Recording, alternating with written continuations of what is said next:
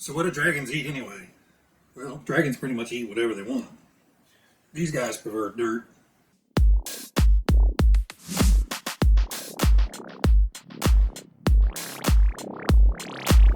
Well, hey guys, welcome back to the channel. I'm Adam. Thanks for stopping by and checking it out.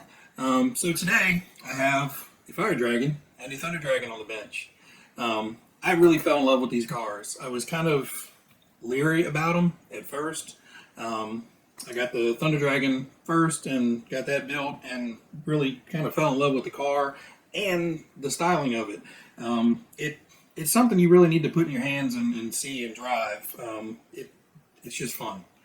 And same kind of went with the Fire Dragon. You know, they're pretty much identical platforms except for the single shock up front here and the dual shocks here. Otherwise, car-wise, they're the same. Body-wise, definitely two different designs of bodies, and I like both of them. They're really, really cool.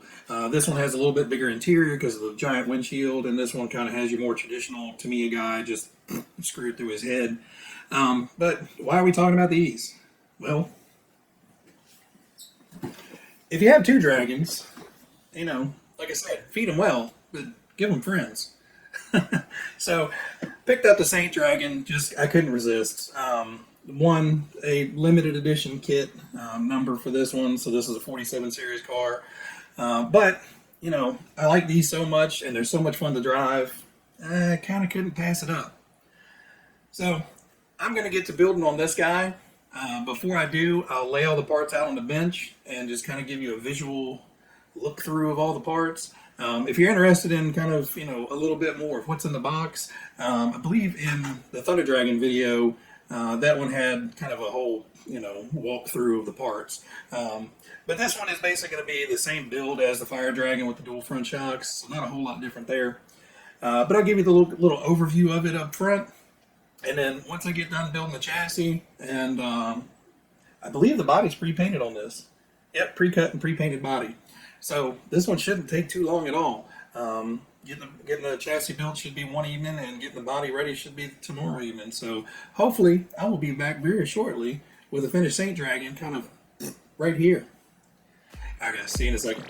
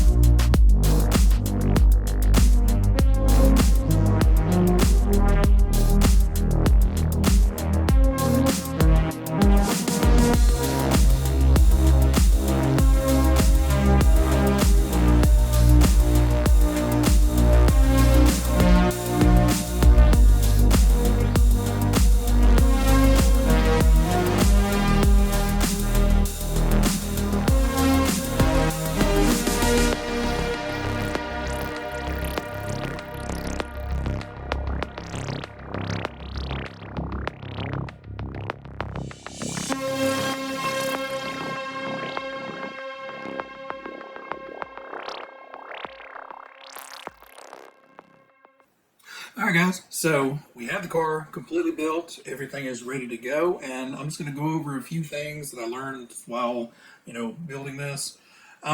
Chassis-wise, no big surprises there. It's essentially the same thing as the Thunder Dragon and the Fire Dragon. You know, it's only difference between the Thunder Dragon is the single front shock. It's exactly the same as the Fire Dragon build. So no surprises building it. Everything goes together really well, and the instructions are, as always, generally fairly clear to understand. One thing that was a little confusing is on the box art of most of the cars, you know, the driver is, you know, fairly well painted, and, you know, his little driver nubbin bits of whatever he is, arms and shoulders or chest and shoulders, whatever your driver figure configuration comes with, usually has some color. This one, it's just black.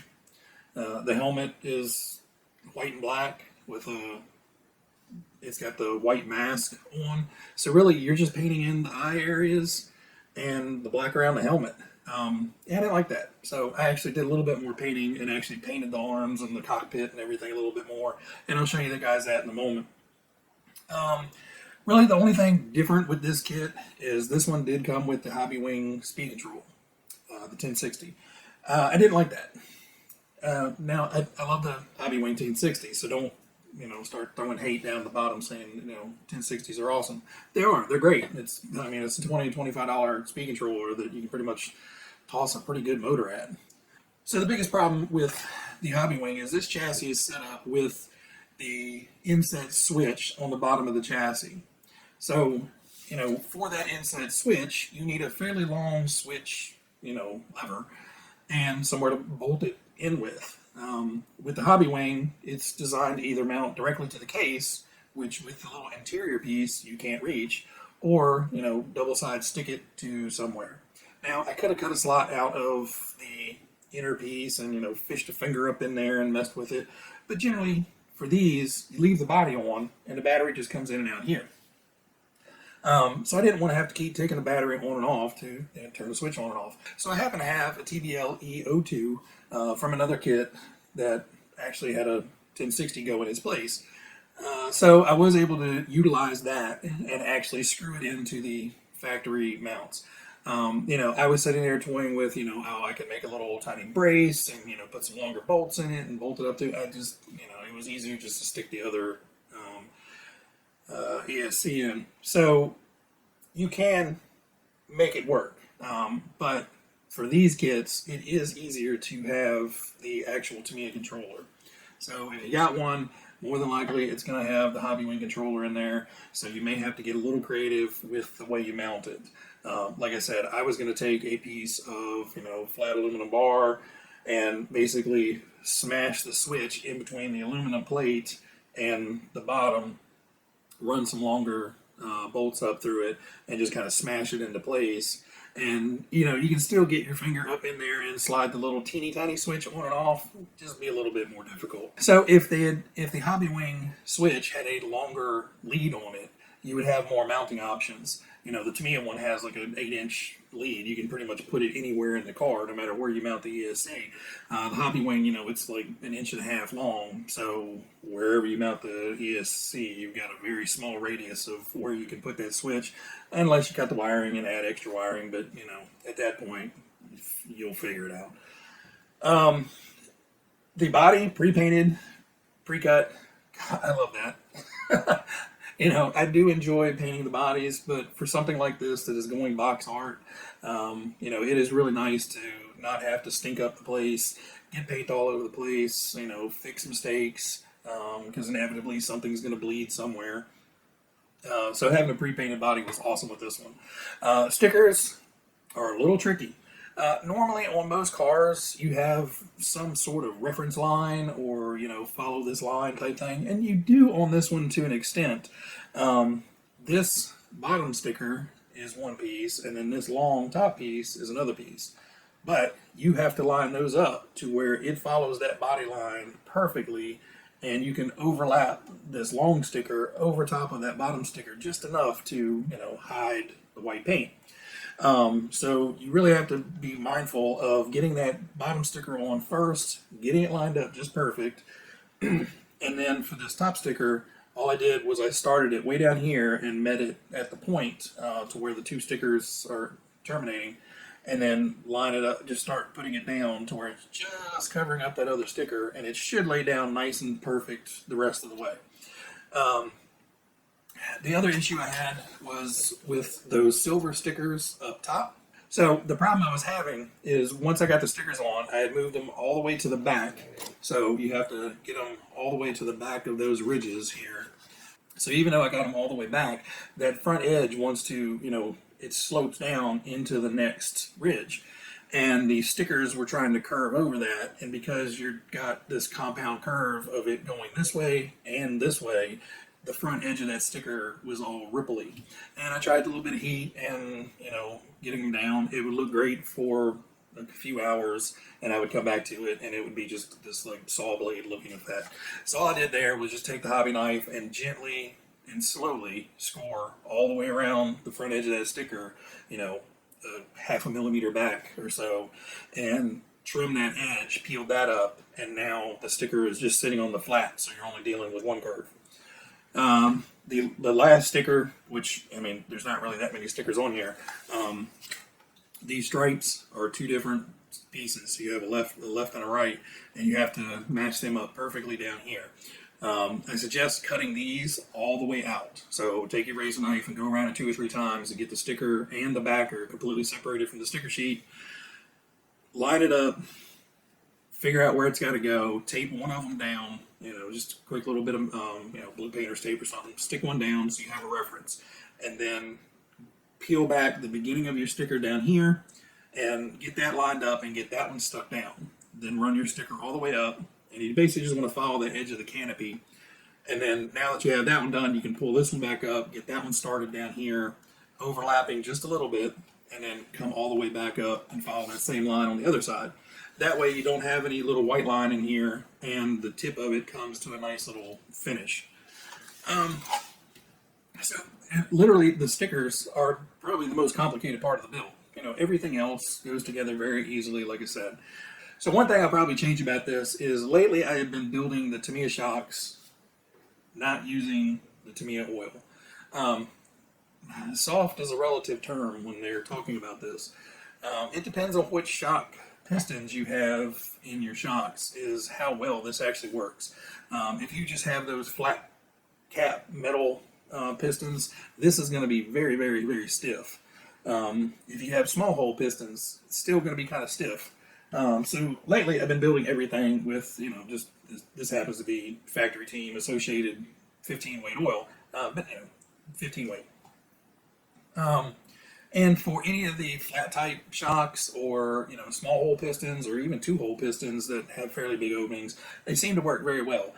This one told you to build it with the 3-hole pistons factory, and it's a little soft. You know, there's a little bit of pointing to it. It may work fine, but as you can see, there's a little bit of bouncy rebound to it. So, you know, we're leaning back more towards the pogo friction type shocks performance, on where it's going to be a little unsettled if it, you know, goes over a bump. So, as an example, you know, this was built with the 15 weight oil. You can see it has that little bump. My Thunder Dragon, because I built that a while back, has the Tamiya oil in it, and no bump. So I may pull the shocks back off and go ahead and build them with the Tamiya oil, because this ran great, so I don't have any problem with this. So I did build this one with the Sport Tune motor, and I love the way it ran. This one I built with the Torque Tune motor, so we're going to see, you know, how much difference there is there. I found the Torque Tune motors actually seem to have a little bit more speed out of them. You know, it kind of just seems kind of weird that, you know, you would think Torque would be a little bit lower speed and a little bit more oomph, and the Sport Tune would be a little bit less oomph and a little bit more speed. But it just kind of seems like, you know, it's silver can Sport Tunes, Torque tuned, and then you start getting up into the GTs, TZs, RZs, all those stuff. I don't want to put a GT tuned in here. I don't plan on running this one a terrible lot, mainly because it's a white body. And, you know, once these start getting scuffed up and scratched up, they start kind of looking a little dingy and dank. And I have 3 of them, so with 3 of them in rotation, you know, it shouldn't get run terribly. Well, 3 of the Dragon series in rotation. Obviously, I have more that can go into rotation. But yeah, I think the one change I would make is to go back to the Tamiya oil with these shocks when they're calling for the 3-hole piston. It's just, like I said, it's a little boinky. Alright guys, that's going to be it for today. We'll have a whole nother running video of this, and I'm going to run it as I build it. So it's going to have the 15 weight oil in it, and we will run it back to back with the Fire Dragon, which has the Tamiya oil in it. Motor-wise, should be fairly close enough, so not a terrible performance gain. The head-to-head is going to be kind of more, you know, how does the suspension differ? between, Tamiya oil and 15 weight oil in these specific shocks. So guys, stay tuned. We'll have that running video up shortly. Everybody out there, you guys be happy, be healthy, be safe, and I will catch you guys on the next episode. See ya.